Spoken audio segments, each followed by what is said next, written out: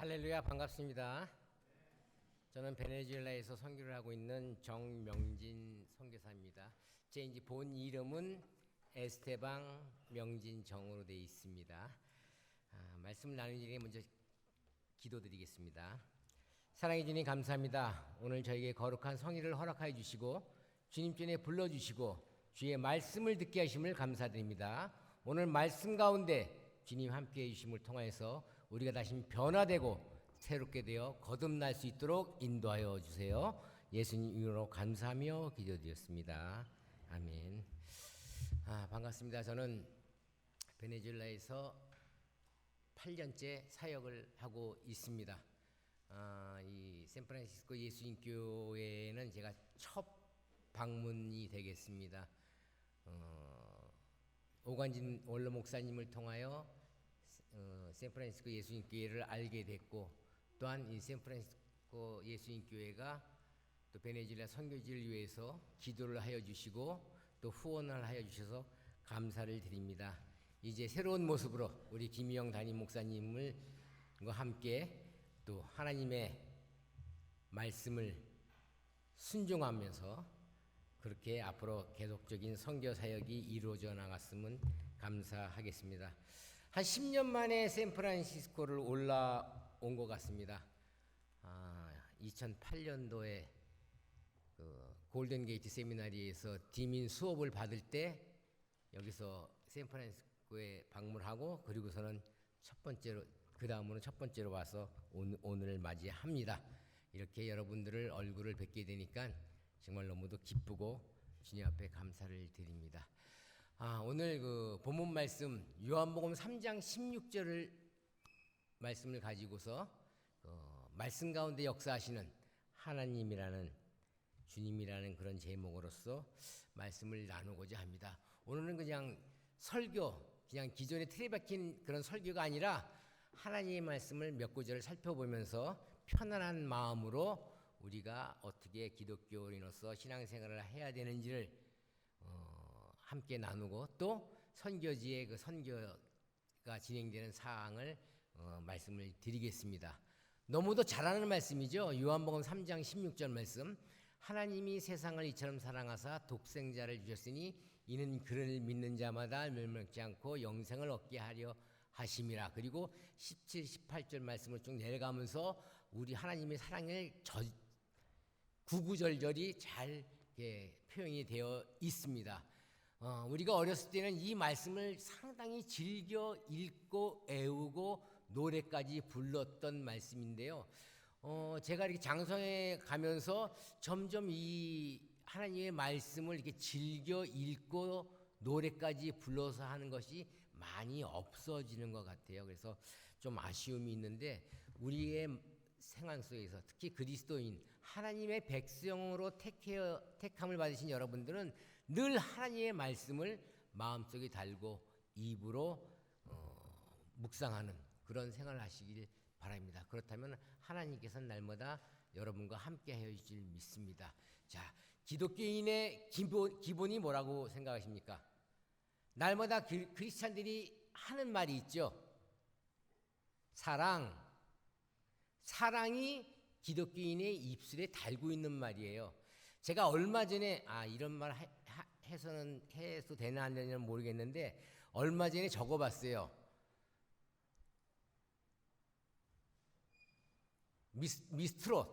미스트롯이라는 가요 방송 오디션 프로그램을 봤습니다. 여러분들 보셨어요? 혹시 보신 분 계세요? 크리스찬이시네. 그냥 복음성가만 들으시고 찬송가만 들으시는데, 저는 우연한 기회에 그걸 봤어요. 이게 마지막 무슨 결승전인가 그러는데, 거기서 한 그 대중 트로트 여가수가 부르는 노래가 있더라고요. 근데 그 제목이 정말 내 마음을 딱 찔리는 대목이 있었어요. 그게 무슨 말이었냐면, 사랑 참 힘드네요. 그런 내용의 노래를 불러줘서, 맞아, 사랑 참 하기 힘들어. 근데 우리 크리스찬들은 입에 달고 사는 말이 늘마다 하나님의 사랑, 예수님의 사랑, 사랑합시다, 사랑합니다. 나를 입으로는 달구를 사는데 과연 그것이 우리의 실생활에 얼만큼 적용되는가 한번 생각해 볼 문제인 것 같아요. 그렇습니다. 이 사랑이라는 것, 특히 하나님의 사랑이라는 것은 우리 그리스도인의 가장 근본적인 바탕에 두고 있는 것입니다. 그래야지만 신앙생활을 할 수가 있어요. 사랑이 없으면은 절대로 신앙생활을 할 수 없다고 저는 생각을 합니다. 여러분께서도 우리 기독교인들 특히 하나님의 사랑을 나누고 베풀고 하는 그런 사랑을 많이 하시길 주님의 이름으로 축복을 합니다. 그러면은 이런 하나님의 사랑이 바탕에 깔려 있는 우리의 믿음 생활을 하면은 정말 우리에게는 날마다 충만한 주님의 은혜가 함께 임한다는 걸 잊지 마시기 바랍니다. 사랑을 하면은 은혜가 임한다. 제 자명종 아닌 것 같은데. 농담이었습니다. 자, 그렇기 때문에 우리 그리스도인들은 항상 사랑하고 또 그 사랑을 나누는 그런 신앙생활을 해야 되겠습니다. 저는 어디를 가든지 간에 물어보는 질문이 있습니다. 오늘도 여러분들에게 질문을 한번 해보겠습니다. 우리가 너무도 잘 아는 예수님이 왜 이 땅에 오셨을까요? 예수님이 왜 이 땅에 2000년 전에 왜 이 땅에 오셨죠? 우리를 구원하여 주시기 위해서. 예, 정답입니다. 정말 예수님이 왜 이 땅에 오셨어요? 그러면 조그만 아이부터 다 장성하신 분들까지 우리를 우리 죄에서 구원해 오셨어요. 그분은 오셔서 십자가에 달려 죽으셨다가 3일 만에 부활하시고 우리를 영원한 생명책에 기록해 주시고 지금까지도 우리를 위하여 중보기도를 해주고 계세요. 전부 다 줄줄 외우고 있는데 우리가 한번 깊이 생각해 볼 부분이 있어요. 하나님께서는 이 세상을 창조하실 때 무엇으로 창조하셨죠? 말씀으로 창조하셨습니다. 근데 요한복음에 보면은 요한복음 1장에 보면은 말씀이라는 게 또 나와요. 근데 요한복음 1장에 나오는 말씀이 누구를 의미하는지 아십니까? 예수 그리스도를 의미한다고 그래요. 그럼 예수 그리스도께서도 말씀으로 이 세상을 창조하시고 만드시는 그런 분이심을 여러분 믿습니까? 아멘. 예, 맞습니다. 말씀으로 이 세상을 만드실 분인데 왜 이 땅에 오셔갖고 가진 고초 당하시고 심지어는 생명까지도 주시고 가셨을까요? 현대 그리스도인들은 이 부분을 많이 잊어먹고 있는 것 같아요. 그저 막연하게 우리를 구원하기 위하여 이 땅에 오시고 죽으시고 3일 만에 부활하셨어요. 이것만 생각하는 것 같은데 한번 우리가 깊이 생각해 볼 부분이 있습니다. 저 잠시 아까 설교 올라오기 전에 이런 생각을 해봤습니다.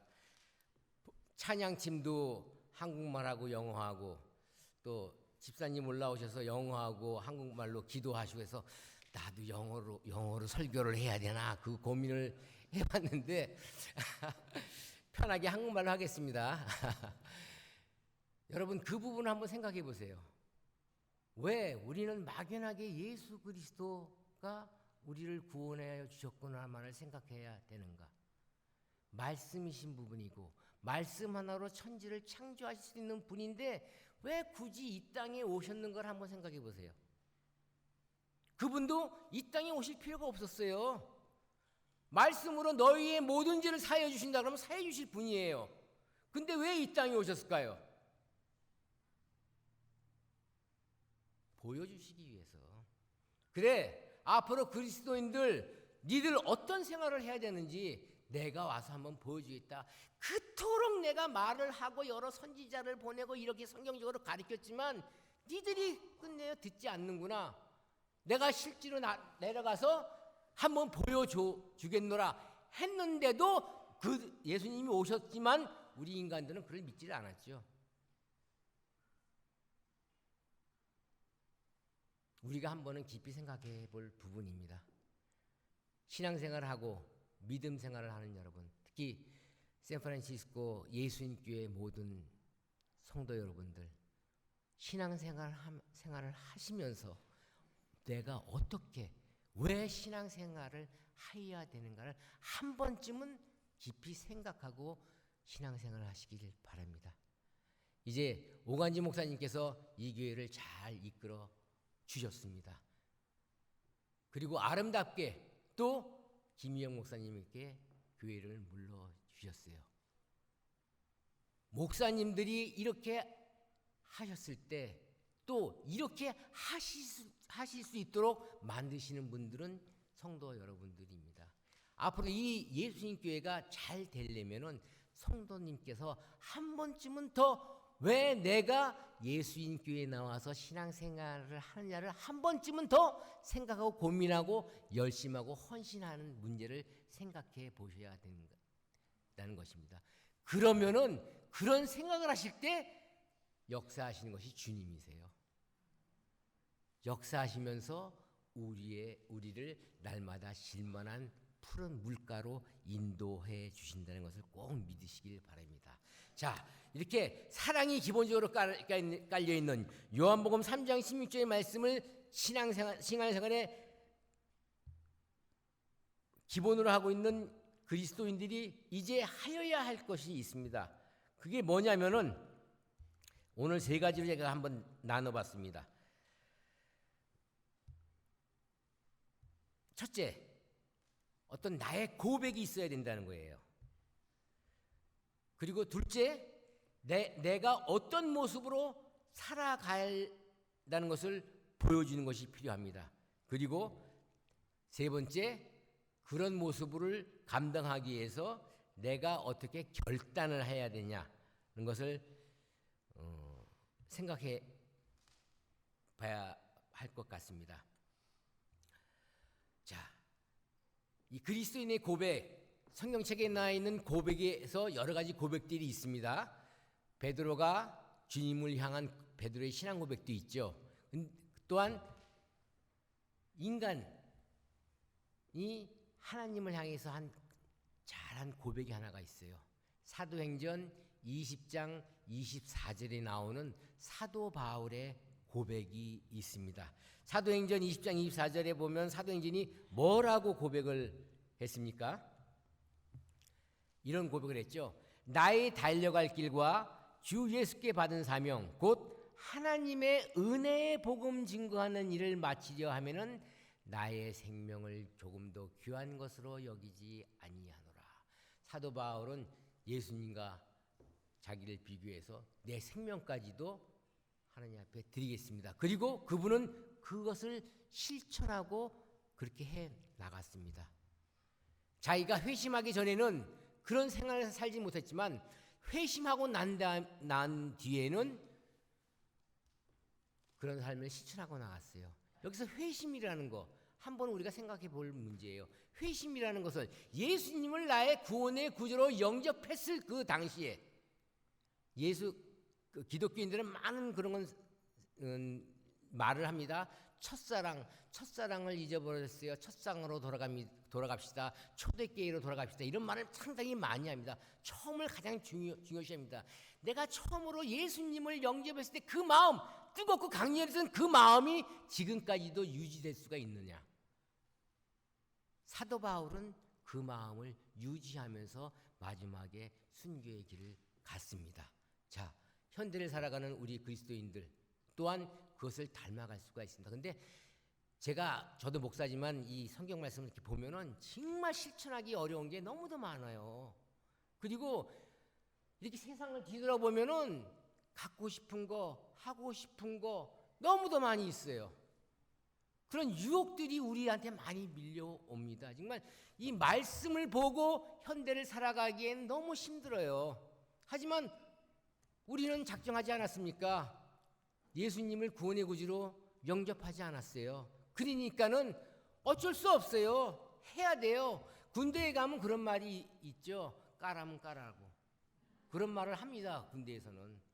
맞습니다. 예수님을 믿기로 했으니까는 우리는 예수님께서 원하시는 그 방법으로 살아가야 돼요. 사도행전 20장 24절에 나오는 그런 고백, 사도 바울의 고백처럼 나의 생명조차 조금 더 귀한 것으로 여기지 아니하는 그런 삶을 살아가야 하려고 노력을 해야 됩니다. 그럴 때 우리에게 하나님께서 얘기해 주신 요한복음 3장 16절에 그런 사랑을 할 수 있는 그런 우리들이 될 수가 있는 것입니다. 그리고 두 번째로 보면은 나의 삶의 모습을 한번 뒤돌아볼 필요가 있을 것 같습니다. 제가 성경 구절 가운데서 데살로니가전서 5장 16절부터 17절 말씀을 이 나의 삶의 모습으로 골라 봤습니다. 거기 뭐라고 써 있나요? 데살로니가 5장 16, 17, 18절에 이렇게 말씀이 쓰여 있죠. 항상 기뻐하라, 쉬지 말고 기도하라, 범사에 감사하라. 이 세 가지 단어는 크리스찬 집에 가면 많이 써붙여 있어요. 그죠? 항상 기뻐하라, 아니면 가게에 가도 많이 붙여 있습니다. 항상 기뻐하라, 쉬지 말고 기도하라, 범사에 감사하라. 여기까지 끝. 그 뒷말씀은 잘 안 써놔요. 우리도 늘 할 때 기뻐하고 쉬지 말고 기도하고 범사에 감사합시다.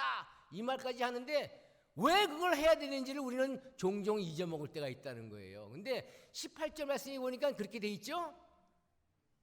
이것이 그리스도 예수 안에서 너희를 향하신 하나님의 뜻이니라.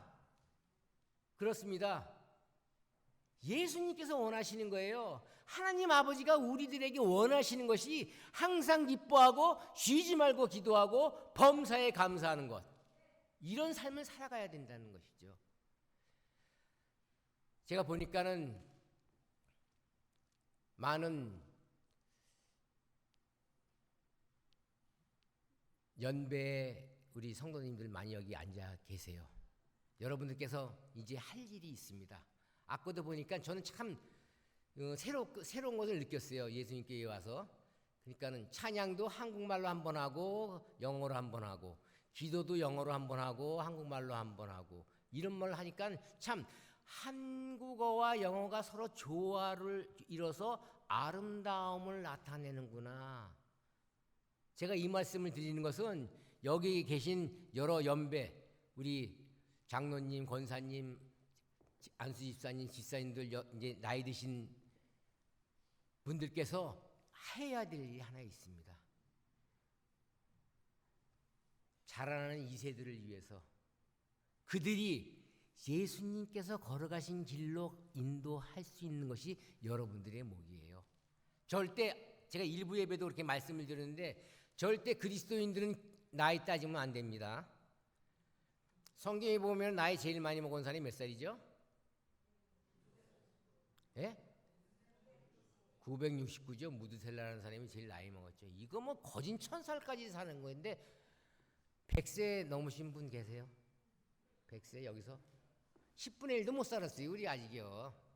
그러니까 나이가 그리스도인들은 아유 나는 늙었어. 나는 이제 늙어서 힘이 없어. 이런 말할 처지가 안 됩니다. 왜? 말씀 가운데 1000세 가까이까지 사신 분들이 있으니까는 절대 나이는 잊어버리세요. 나이는 잊어버리고 주님이 주시면 할 수 있다. 할 수 있다. 그런 마음을 가지고 교회 생활을 하시길 바랍니다. 왜냐하면 그것이 하나님의 뜻이에요. 우리들은 내 주관대로 살 수가 있는 형편의 사람들이 아닙니다. 주님께서 너 살아가고 네 생명 내가 함께 하겠다고 그런 것 때문에 우리가 살아갈 수 있는 거지.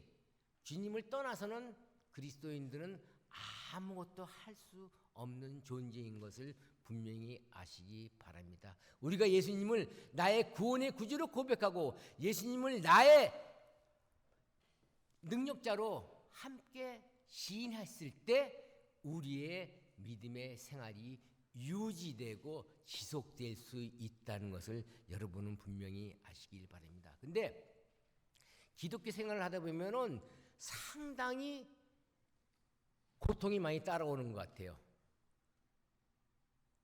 왜냐하면은 여기 보면은 이 성경 말씀을 제가 이거 저도 이제 뭐 별거 얼마 오래는 안 됐는데 이제 한국을 떠난 지 33년이 됐어요. 그러다 보니까는 한국말도 어수룩하고 영어도 어수룩하고 스페인 말도 어수룩하고 그럴 때가 좀 많이 있습니다. 선교지에서 한 얘기가 나온 게 있는데 제가 정말 그날따라 열심히 정말 설교를 했어요. 막 하고 저 딴에는 야 오늘만큼 내가 이 세상에 목사로 태어나서 설교를 잘했다 잘해본 적이 없을 거다라고 막 했는데 그 현지인 교회 그 교인들이 리액션이 하나도 없는 거예요. 다 멍하니 이렇게 있는 거예요. 제가 그날따라 좀 설교를 길게 했습니다. 한 55분에서 거진 1시간 동안 했는데 처음부터 끝까지 한국말로 다 해버린 거예요. 그러니까 이 사람들은 한국말을 못 알아듣니까는 가만히 멍하니 오늘 저 목사님이 이상하네. 저 잘못 먹고 와서 왜 스페인말로 안 하고서 한국말로 하나 가만히 있었던 거. 저는 그날따라 그 내 설교에 내가 취해갖고서는 막 해버린 거예요. 그래서 끝나고서는 아니 오늘은 왜 아멘 소리가 하나도 없니? 그랬더니 무슨 말인지 하나도 못 알아듣겠대. 오늘같이 그렇게 참 멋진 설교를 할 일 없는데 니들이 그 이해를 못하네 했더니 목사님 처음부터 끝까지 한국말로 하셨어요 그러는 거예요. 아차. 그럴 때가 많이 있습니다. 그래서 단어가 막 금방금방 안 떠오를 때가 있습니다. 죄송합니다. 여러분들한테 이렇게 참 잘 이렇게 하나님 말씀을 전해야 되는데 제가 그렇지 못해 갖고서는 근데 사람들이 인간들은 살다 보면은 나한테 많은 고난과 고통이 당할 때가 있습니다. 또 사탄이 그렇게 해요. 예수 잘 믿어 그러면 꼭 사탄이 역사하거든요. 사탄의 제일 큰 일이 뭐죠? 하나님과 나를 띄워놓는 거, 예수님과 나 사이를 띄워놓는 것이 사탄의 주된 목적이에요. 그렇기 때문에 사탄은 역사를 막 합니다. 그렇기 때문에 하나님 앞에 가까이 가려면은 사탄이 역사를 더 많이 하는 거예요.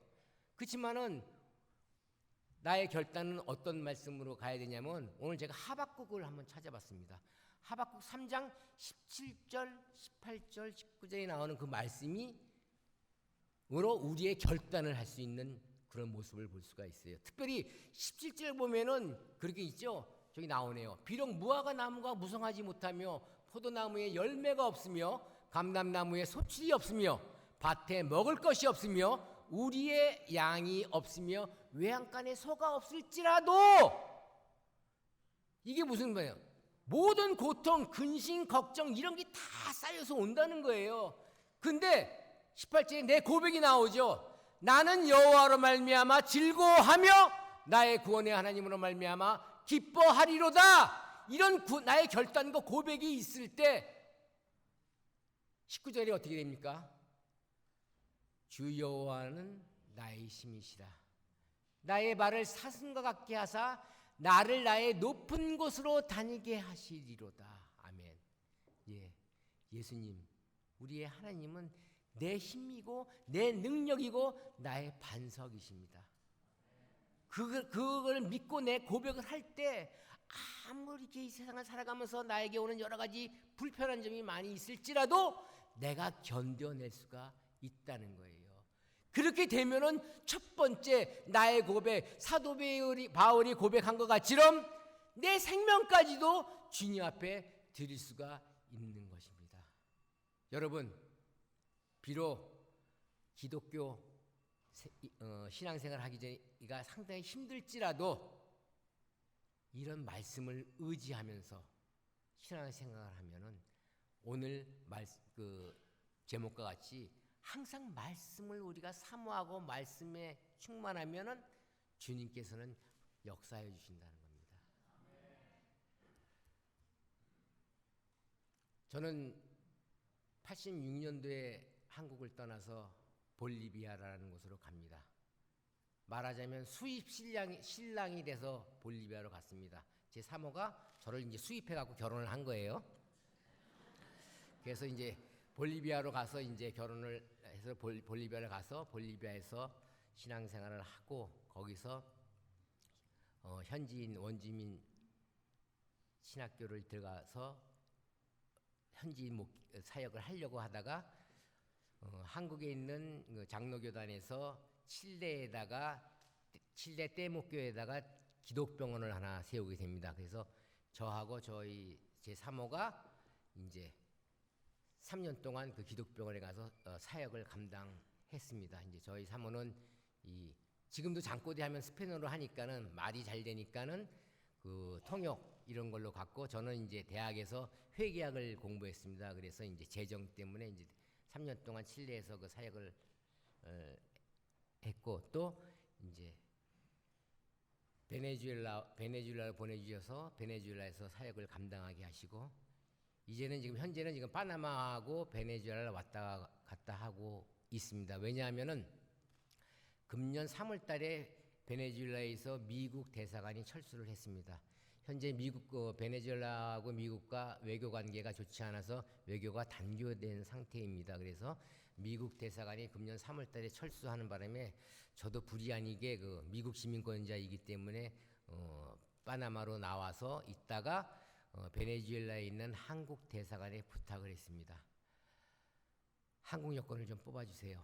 나 베네수엘라에서 계속 사역을 감당해야 되니까는 한국 여권을 뽑아주세요 하고서는 요청을 했더니, 처음에는 좀 이렇게 정색을 했는데 여러 가지 사정 얘기를 듣고 나서 한국 여권을 뽑아줘서 현재는 그 한국 여권으로 베네수엘라를 들락날락하고 있습니다. 한국 여권을 갖고 있으면은 베네수엘라 가서 3개월을 치료할 수가 있습니다. 근데 그 3개월 동안 3개월을 꽉 채워서 치료하면은 그 다음에 들어갈 때 입국을 안 시켜줘요. 오래 있다가 다시 오라고 그렇게 얘기를 합니다. 그래서 3개월 아니고 45일, 40일에 40일 동안 있다가 나와서 파나마에서 있고, 파나마에 있을 때는 또 파나마 나름대로 사역을 하십니다. 근데 베네수엘라는 그 미국 여권 갖고 있으면 지금 비자를 못 받거든요. 그래서 미국 여권을 갖고 계신 분들은 베네수엘라로 단기 선교팀 같은 것들이 못 올 형편입니다. 근데 제가 이게 선교사로 가갖고 한 번도 단기 선교 팀들이 못 왔어요. 왜냐하면은 비자를 안 주니까 들어올 수가 없는 거예요. 제가 알고 있는 교회들이 전부 다 미국에 있는 교회들이기 때문에 많은 분들이 미국 여권을 갖고 계셔갖고서는 들어올 수가 없어요. 그래서 제가 이제 파나마로 지금 잠시 나와 있으니까는 혹시 한번 파나마라도 단기 선교팀을 한번 이렇게 구성해서 오시면은, 또 이게 한국 여권들을 갖고 계신 분들은 파나마 왔다가 베네수엘라까지 선교를 한번 갔다 오실 수가 있으니까 여러분 한번 기도하시길 바랍니다. 그래서 우리 베네수엘라에 있는 우리 교회 학생들은, 목사님 왜 다른 옛날 선교사님 계실 때는 그 단기 선교팀이 많이 왔었는데 왜 목사님 오고서는 한 번도 안 와요? 뭐 그런 질문하는데, 좀 그런 질문은 좀 안 받게끔 해주시면 감사하겠습니다. 그렇습니다. 근데 여러분 그 신앙생활하면서 항상 이 4가지 구절을 잊지 않고 생활하시면은 지금 하나님께서 축복과 은혜를 주실 줄 믿습니다. 요한복음 3장 16절 사랑. 근데 제가 한 가지 빼먹었네요. 이 사랑이라는 것은 받는 사랑 절대 아니에요. 그리스도교의 사랑은 받는 사랑이 아닙니다. 그리스도교의 사랑은 주는 사랑, 나누는 사랑, 베푸는 사랑, 섬기는 사랑, 이런 사랑을 얘기하지, 기도하실 때도 주님 주세요, 주세요, 주세요만 외치지 마세요. 주님 내가 줄게요, 줄게요, 줄게요 하면 우리 주님은 다 알아서 내가 주는 것보다 더 많이 우리에게 주실 줄 믿습니다. 그러니까는 그런 사랑을 하시고, 또 고백, 정말 내가 하나님을 기왕 믿었으니까는, 칼을 뽑았으면은 어떻게 된다고 그러죠? 물에도 썰어야 된다고 그러네요. 기왕 예수를 믿었으니까는 이제 한번 확실하게 예수님 앞에 나의 존재를 보여주는 그런 믿음으로 생활하시고, 그러기 위해서는 항상 기뻐하고 쉬지 말고 기도하고 범사에 감사하는 생활을 하시길 바랍니다. 그러면은 우리 주님께서는 정말이에요. 말라기 나와 있잖아요. 시험해 보라고 하셨잖아요. 그쵸? 그러면은 내가 너 주나 안 주나 봐. 한번 시험해 봐. 근데 우리는 그 시험을 못 하고 있어요. 괜히 줬다가 이거 안 주면 내 것만 뺏기는데 이런 생각을 하기 때문에 그러니까 한번 해보세요. 주님을 시험해보라고 그랬으니까 시험해보고 주님 주시는 큰 축복을 받으시길 바랍니다. 그럼 동영상을 한번 보겠습니다. 제가 선교사에 간 동영상을 보여드리겠습니다.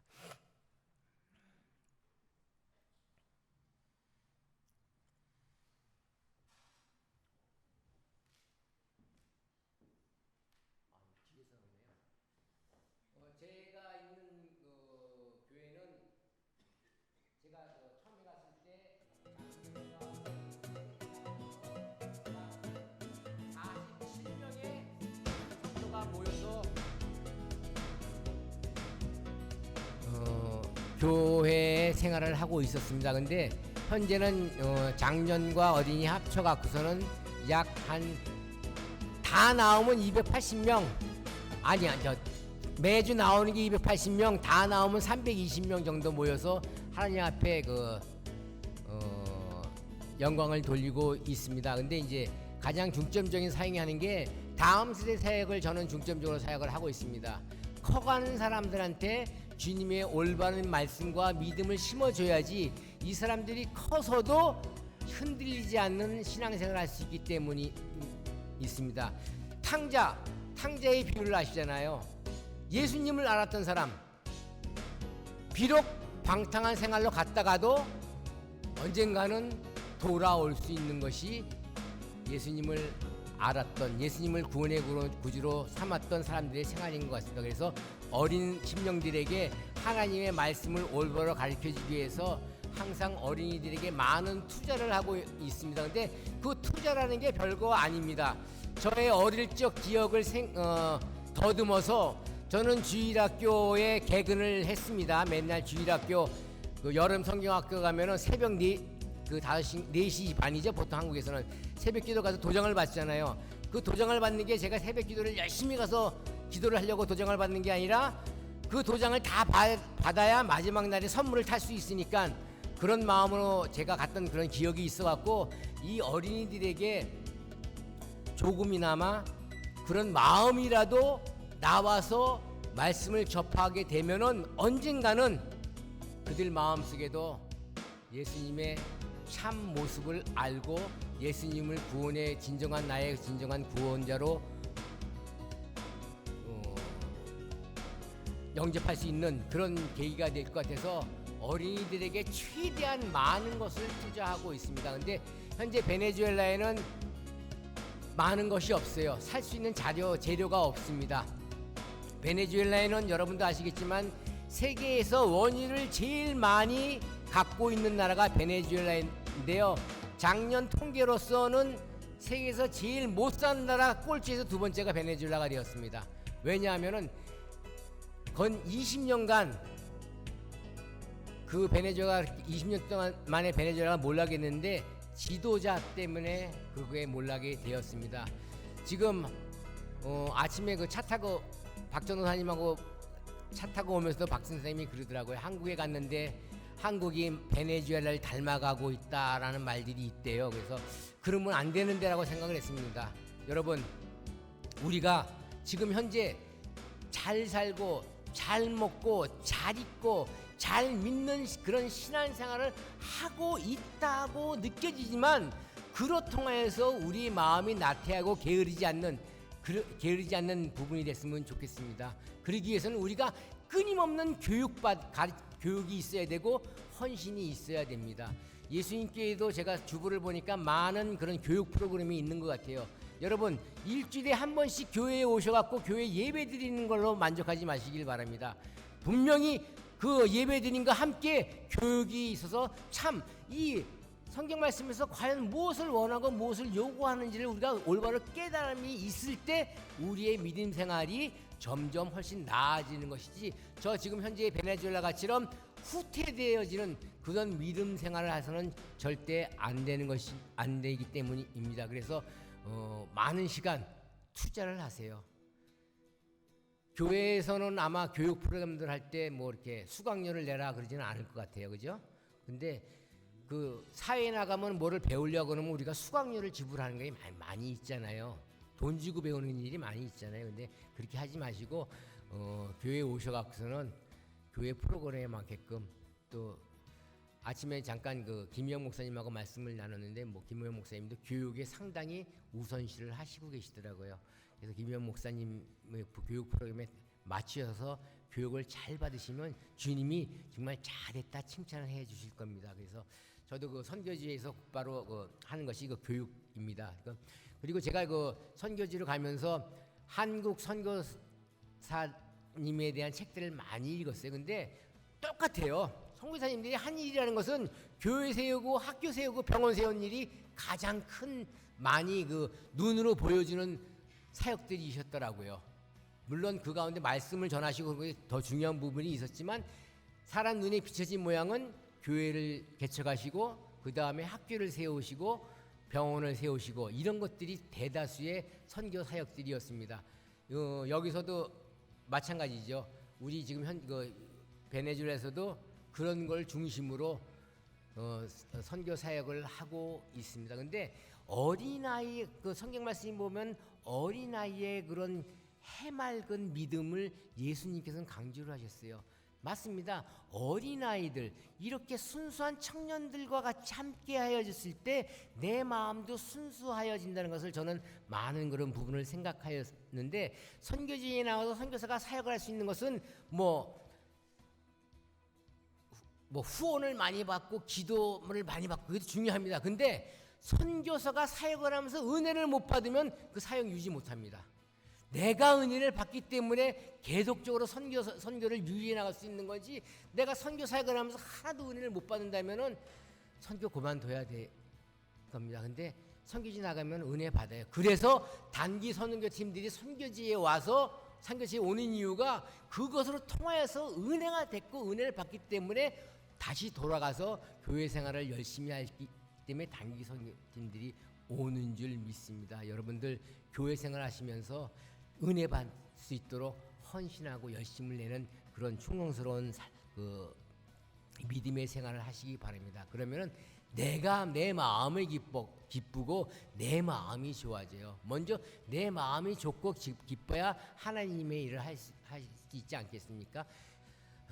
정말 제가 어린아이들과 같이 했을 때 내 마음이 순순해지고 순전해진다는 거 이렇게 볼 수 있고 또한 그런 순진하고 순전한 어린이들을 가르치는 교사의 마음까지도 맑고 밝아진다는 것을 저는 많이 보아왔습니다. 여러분들 그래야지만 하나님이 원하시는 아름다운 교회가 될 수가 있습니다. 요한계시록에 보면은 7개 소아시아 교회들이 나오는데 여러분들 잘 아실 겁니다. 거짓 모든 교회들이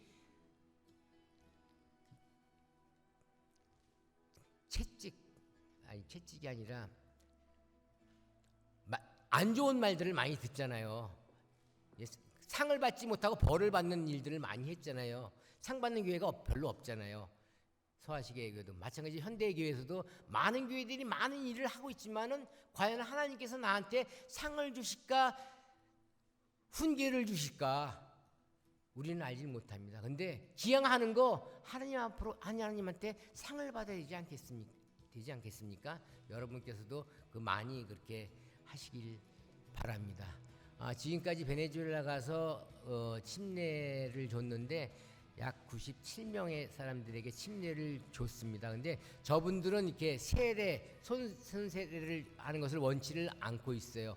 왜냐하면은 성경에는 그 손세례하는 게 나오지 않고 침례 잠기는 그런 게 나오기 때문에 물에 들어가는 것을 원하기 때문에 그 침례 모든 그 거짓 남미에 있는 나라들은 침례를 하고 있습니다. 그래서 또한 그 침례를 하면은 물에 들어가면 해서 나의 모든 과거 다 잠기게 하고 물 밖에 나올 때 내가 새로운 모습으로 나온다는 그런 학습 효과도 있기 때문에 저 개인적으로는 저렇게 침례를 하는 것이 좋다고 생각을 합니다. 그리고 침례를 하고 나면은 꼭 그분들에게 다시 한번 마음에 다짐할 수 있게끔 저렇게 그 성찬 예식을 통해서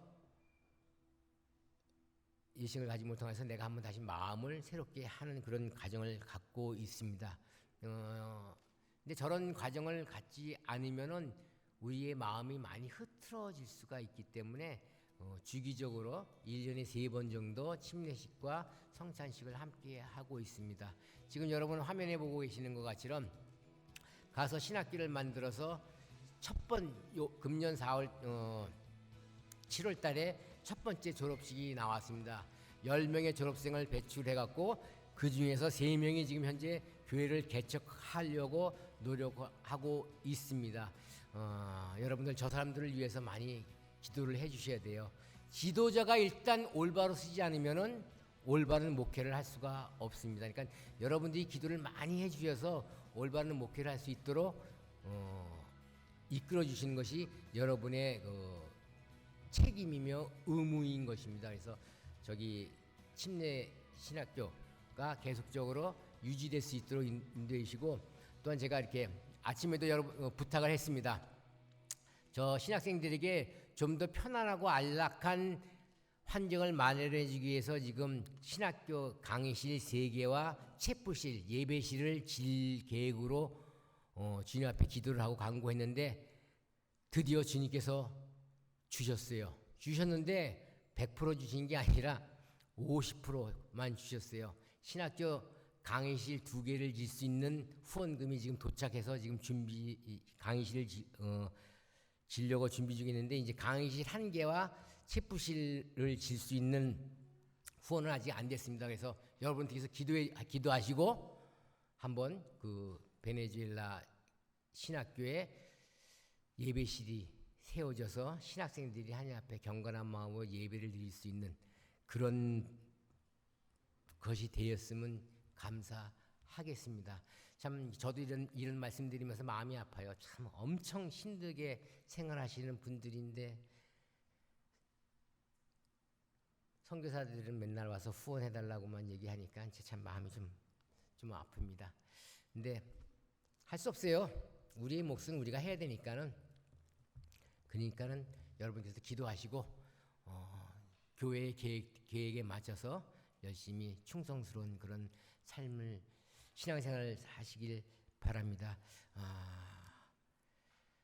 특별히 간구하고 싶은 건 기도 제목들이 있습니다. 베네수엘라는 여러 가지로 지금 기초 의약품이며 기초 재료들이 모자라고 있어요. 심지어는 병원에 들어가는 것이 병을 낫기 위해서 병원에 들어가야 되는 것인데 병원에는 모든 사람들이 들어갑니다. 근데 들어가서 수술을 하고 나면은 그 수술을 마무리할 수 있는 적이 없어요. 그래서 병원 들어간 사람들이 75%가 죽어서 나옵니다. 베네수엘라는 현재. 참 불쌍한 그런 현실이에요. 참 풍요 속의 빈곤이라는 말이 베네수엘라에다 붙이면 딱 맞아요. 저는 이게 오관지 목사님께서 이게 카톡으로 이게 좋은 말씀들 이렇게 보내주실 때가 있는데 100% 공감되는 말이 많이 있어요. 특별히 요새 근래의 한국에 대해서 이렇게 되는데, 여러분들 옛날 저 학교 다닐 때는 선생님이 때리면 당연히 맞았습니다. 근데 지금은 선생님이 때리면 안 된다면서요. 한국에서요. 근데 저 때는 전혀 거기에 토를 달지 않았어요. 선생님께서 내가 잘 되라고 때리시나 보다까지만 생각했지 왜 때려 이런 거 한 번도 안 해봤습니다. 근데 지금은 선생님이 날 잘 되게 하기 위해서 때려야지를 생각은 안 한대요. 왜 때려부터 나오지. 그러니까 여러분, 하지만 그리스도인은 그렇게 하면 안 됩니다. 주님께서 우리에게 주신 거는 우리가 꼭 지켜야 됩니다. 주님께서는 분명히 우리에게 예스 아니면 노 둘 중에 하나를 택하라고 딱 하셨습니다. 그리스도인은 세며포가 없어요. 회색이 없습니다. 주님께서 싫어하시기 때문에 절대 중립적인 건 하지 마시고, 분명히 내가 해야 될 일은 꼭 해야 되는 거고 하지 말아야 될 일은 하지 않는 것이 그리스도인의 모습입니다. 그래서 베네수엘라를 위해서 기도를 부탁드리는 것이, 그들이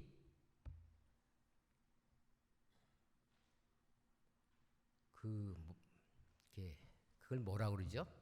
받는 데 익숙하지 않도록, 받는 데 익숙한 생활이 안 되도록, 그러면은 그 사람들 너무 나태해져요. 받다가 보면 그 나라에 그 집집마다 가보면 에어컨이 없는 집 없고 냉장고, 대형 냉장고가 없는 집이 없고 다 그래요. 왜냐하면 정부에서 공짜로 줘요, 그거를요. 선거다 그러면 요번에는 뭐 냉장고, 선거다 그러면 요번에 뭐 이렇게 줘요. 자기네들이 이기려고. 그러니까 이분들은 그냥 받으면 아 그래 너 찍으면 또 주겠지 이렇게 되기 때문에 그 정권이 바뀌지 않고 계속 있는 거예요. 그러니까 결코 그 사람들이 받는 거에 익숙지 않는 거 그런 생활을 했으면 좋은 마음에서 여러분들께서 기도해 주시고 또한 현재 그 베네수엘라의 주 인기 종목이 빈집 지켜주는 것이 주 인기 직업이랍니다. 많은 사람들이 3천만 중에서 650만이 떠났으니까 집들이 벼 있을 거 아니에요. 그러니까 자기 재산 지키려고 부자들이 그 사람을 고용해서 그 집을 지켜달라고 하는 것이 주 인기 종목이랍니다. 근데 이 650만 떠나간 사람 중에서 거진 50%가 아직 정착을 못하고 있대요. 정착을 못하고 있으면 그들이 하는 일이라는 것은 정당한 일을 할 수가 없습니다. 불법적인 일을 많이 저지르고 있는 거예요. 그러니까 빨리 하루속히 베네수엘라가 안정되어서 베네수엘라를 떠나지 않고서 자기 나라에서 잘 생활할 수 있게끔 기도를 해 주시면 감사하겠습니다. 함께 기도하겠습니다.